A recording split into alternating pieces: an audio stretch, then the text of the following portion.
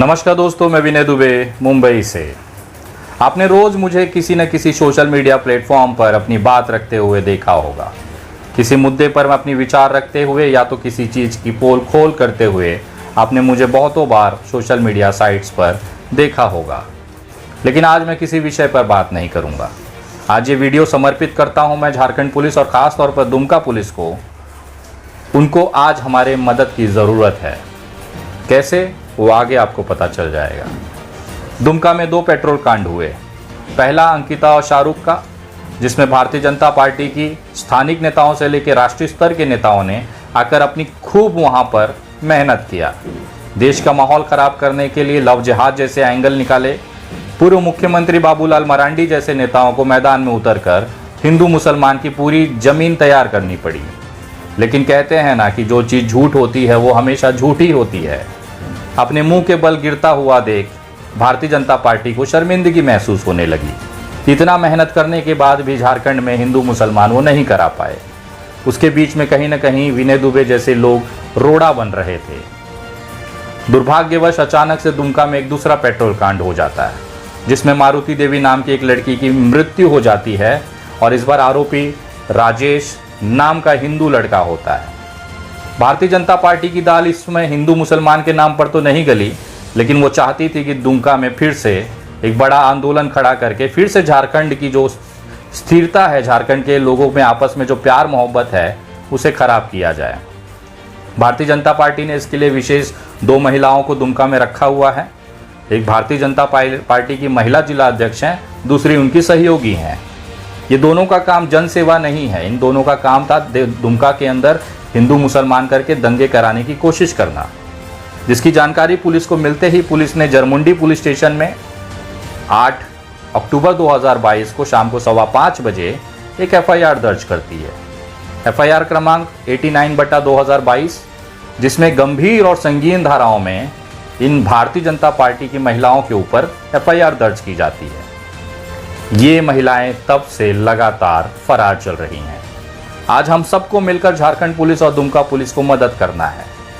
मैं आपको इस एफआईआर की संबंधित जानकारी दूंगा और जो फरार आरोपियां हैं उनको गिरफ्तार करने के लिए आपसे निवेदन करूंगा कि अगर ये आरोपी, भगौड़ी आरोपी, दंगाई आरोपी अगर कहीं आपको दिखाई दे तो कृपया दुमका जिले के जरमुंडी पुलिस स्टेशन का नंबर गूगल से निकालकर आप उन्हें सूचित करें कि 89/2022 की एफआईआर क्रमांक की जो भगौड़ी फरार आरोपियां हैं वो इस समय इस जगह पर देखी गई हैं। इसकी सूचना आप तुरंत पुलिस को दें ताकि उनकी गिरफ्तारी हो सके।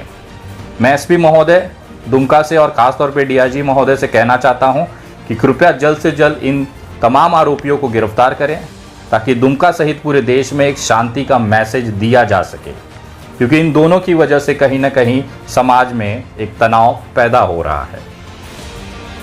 गोली मारने का नारा लगाना, पुलिस अधिकारी जो ड्यूटी कर रहे थे उनको धमकाना, उनको हत्या का प्रयास करना, ऐसी गंभीर धाराओं में ये एफआईआर दर्ज है। तो पहली जो आरोपी है वो ये भगौड़ी हैं। जी हाँ, ये वही भगौड़ी हैं जो अपने सगे भाई से मुंबई पुलिस के नाम पर फ़ोन कराकर दुमका के लोगों को बेवकूफ़ बनाया। जी हाँ, ये वही महिला है जो पुलिस के चुनौती देती थी कि वो मेरा क्या कर लेंगे। ये वही महिला है जो किसी बिटिया की लाश को नोचने में थोड़ा भी शर्म महसूस नहीं करती। जी हाँ, ये पहली आरोपी हैं नीतूजा, जो भारतीय जनता पार्टी जैसी एक राष्ट्रीय पार्टी की वो कलंकित नेता हैं, जो भारतीय जनता पार्टी को भी कलंकित करने में पीछे नहीं हटती हैं। पता नहीं भारतीय जनता पार्टी ने इन्हें कैसे इस पद पर बिठा दिया। इसमें दूसरा एक आरोपी है अमित, जिनको मैं पर्सनली या सोशल मीडिया पर नहीं जानता। तीसरे आरोपी हैं अजय राउत। चौथे आरोपी हैं रोहित कुमार। 5वीं जो आरोपी महिला है वो है प्रिया सिंह। जी हाँ, ये वही काँव आंटी हैं, काँव बहन हैं, जो कहीं पर भी कैमरा देखते हुए काँव करना शुरू कर देती हैं। इन्हें बस मोबाइल का कैमरा या न्यूज़ का कैमरा दिख जाए तो ये अपने आप को संबित पात्रा से ज़्यादा महत्वपूर्ण समझने लगती हैं। और वही कारण होता है कि जो मुंह में आया वो तुरंत कर देती हैं, उसके बाद फिर पछताती रहती हैं। लेकिन इस बार कुछ ज़्यादा ही इन्होंने अपनी हैसियत से बाहर, होता है एक आदमी का अपना कद होता है, एक औकात होती है, उससे ज़्यादा नहीं बोलना चाहिए होता है, लेकिन इस बार ये फंस चुकी हैं। 6वें में 8 से 10 महिला और पुरुषों को अज्ञात के तौर पर नामजद किया गया है। तो इस तरह केस में ये सारे आरोपी हैं और ये सारे के सारे फरार हैं। मैं आप तमाम लोगों से कहना चाहता हूं कि अगर ये आरोपी जो भगोड़े फरार दंगाई आरोपियां हैं, ये कलंकित महिलाएं जो समाज में खुलेआम घूम रही हैं, इनकी असली जगह जेल है। अगर आप इनको पकड़वाने में मदद करते हैं तो देश आपका आभारी रहेगा। खासतौर पर दुमका पुलिस और झारखंड पुलिस को हम सबको मिलकर मदद करना चाहिए। अब आते हैं उस पॉइंट पे कि इनके ऊपर धाराएं कौन सी लगी हैं। शायद वो जानने के बाद आपकी जो ज़मीन है वो खिसक जाएगी कि ये महिलाएं कितनी गंदी सोच के साथ समाज में तनाव पैदा कर रही हैं। इनके ऊपर जो सबसे पहली धारा है वो 323 की है। आईपीसी की धारा 323 क्या कहती है? जो भी व्यक्ति जानबूझकर किसी को स्वेच्छा से चोट पहुंचाता है, ये धारा उसके ऊपर लगाई जाती है। अगर आप जानबूझ को किसी को चोट पहुंचाते हैं तो ये 323 की धारा उनके ऊपर लगाई जाती है। इसके बाद दूसरी धारा है 341 की। जो भी व्यक्ति किसी व्यक्ति को गलत तरीके से रोकता है तो उसे एक अवधि के लिए कारावास की सजा हो सकती है। आप कोई सरकारी व्यक्ति है, उसे अगर आप किसी काम से रोकते हैं तो उसमें एक सहयोगी धारा के तौर पर 341 को जोड़ा जाता है। इसके बाद आता है 353। ये वो धारा है जिसे आप नॉर्मल तरीके से जानते हैं कि सरकारी काम में बाधा डालना। मारुति देवी की जो पार्थिव शरीर था उसे अग्नि देने के लिए वहां से ले जाना था, चाहे वो अपने घर में करते चाहे ननियाल में करते। पुलिस ने पूरी बंदोबस्त दिया। अचानक से ये दो गिद्ध महिलाएं पहुंचती हैं और मारुति की लाश को नोचना शुरू करती है। उनके परिवार को बरगलाती है कि नहीं, हमें रास्ता जाम करना है, चौक पे ले जाना है, वहां पर जाकर हमें इस बिटिया की लाश को सड़ने देना है ताकि हम अपनी राजनीतिक रोटी सेक कर सकें और अगले चुनाव में हम वहां से दुमका के स्थानीय चुनाव में जीत सकें, क्योंकि हमें वोट बैंक भी बनाना है। मारुति मर गई तो मर गई, उनसे क्या जाता है। तो ये जो 353 की धारा है, ये कानूनी काम में किसी भी जो लोक सेवक हैं उनको काम न करने देने के लिए ये धाराएं बनाई गई हैं जो इनके ऊपर लगाई गई हैं। आपने देखा होगा कि किस तरह से नीतू झा और प्रिया सिंह ने पुलिस अधिकारी का गला दबाया था, उनको धक्का दिया था। वो वीडियो सोशल मीडिया पे है, आप चेक कर सकते हैं। इसके बाद जो धाराएं लगी हैं वो बहुत ही गंभीर धारा है, वो है आईपीसी की धारा 307, जिसे आप हत्या का प्रयास नाम से जानते हैं। ये वो धारा है जिसमें कि इस महिलाओं ने जब देखा कि पुलिस प्रशासन इन्हें रोक रही है तो इन्होंने एक अधिकारी के ऊपर हत्या करने के लिए नियत से उनके ऊपर हमला किया और उसकी वजह से इस मामले में 307 जैसी गंभीर धारा जिसमें 10 साल की सजा है उसको लंबित इसमें जोड़ा गया। इसके साथ में इसमें आपको 147 की धारा जोड़ी गई है जो बिना किसी सूचना किए किसी भी तरह का आंदोलन करना को मना किया जाता है। उसके साथ में आईपीसी की धारा 149 इसमें जोड़ी गई है जो कि अनलॉफुल गैदरिंग होती है। बिना किसी सूचना के, बिना कोई जानकारी के जनसमूहों को जमा करके आंदोलन करना, यह आईपीसी 149 का उल्लंघन दिखाता है, जिसके खिलाफ इसमें आपको धाराएं जोड़ी गई हैं। आईपीसी की धारा 504 है जो जानबूझकर शांति भंग करना, किसी समाज को, किसी एरिया को शांति भंग करने के लिए ये धारा जोड़ी जाती है। और इसके साथ में आईपीसी 506 है जो कहता है कि आपराधिक तौर पर धमकी देना। जिस तरह से इन्होंने कानून को धमकी दी, लोगों को धमकी दी, बहुत सारे पत्रकारों को धमकी दी, उसके हिसाब से ये धारा इसमें जोड़ी गई है। लेकिन सबसे बड़ा सवाल ये उठता है कि 8 तारीख को दर्ज ये एफआईआर में आज 14 तारीख अक्टूबर हो गई, अभी तक इसमें गिरफ्तारी क्यों नहीं हुई है? क्या दुमका पुलिस इनको गिरफ्तार करने में निसंकोच कर रही है? क्या कोई और विषय है? क्या इनको बचाया जा रहा है? मैं दावे के साथ कहता हूं कि एक बार गिरफ्तारी होने पर इनके मोबाइल की फॉरेंसिक जांच की जाए। उसमें आपको स्पष्ट तौर पे पता चलेगा कि किस तरह से शाहरुख और अंकिता के मामले में दुमका में दंगा कराने के लिए सबसे बड़ा हाथ और षड्यंत्र इन महिलाओं का था। इनको ऊपर से किसने आदेश किया था, किस तरह से पूरी रणनीति बनाई गई थी, उसकी पूरी जानकारी आपको इनके मोबाइल से मिल जाएगी।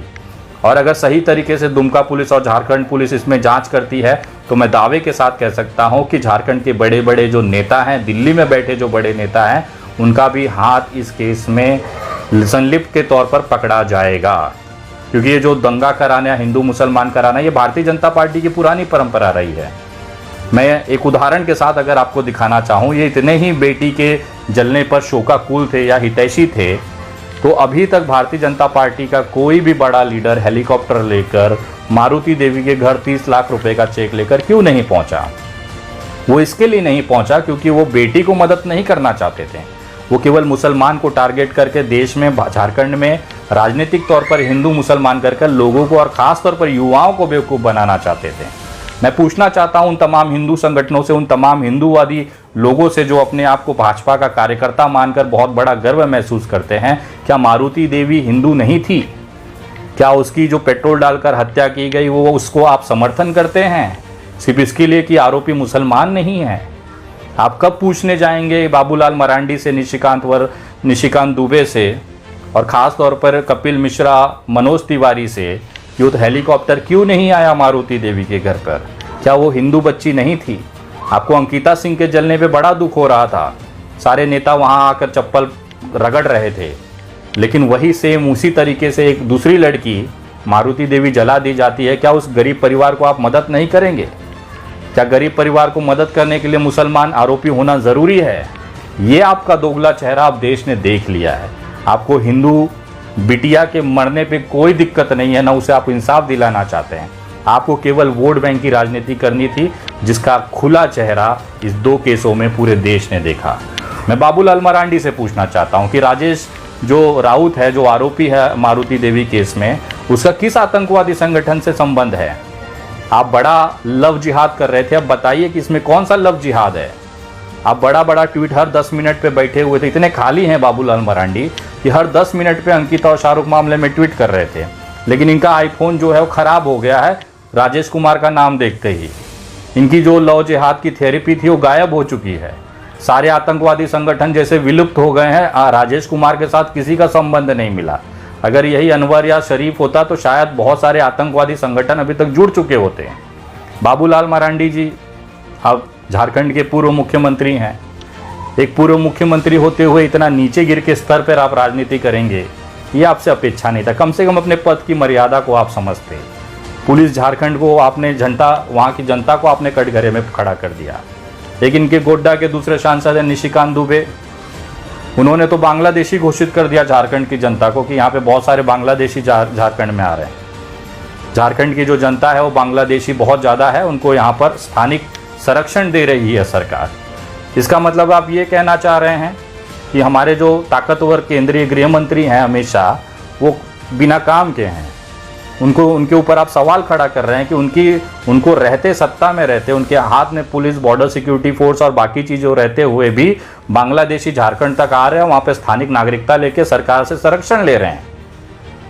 कम से कम अपने जिसका मत लेकर, जिसका वोट लेकर आप सांसद दिल्ली घूम रहे हैं, जहाज़ों में घूम रहे हैं, अय्याशी की ज़िंदगी जी रहे हैं, ऐशो आराम की ज़िंदगी जी रहे हैं, सरकार में, संसद भवन में 2 रुपया प्लेट का थाली खाकर अपना पेट भर रहे हैं, कम से कम उस मतदाताओं को, जो वहाँ का वोटर है, उसको गाली तो मत दीजिए, अपमानित तो मत करिए।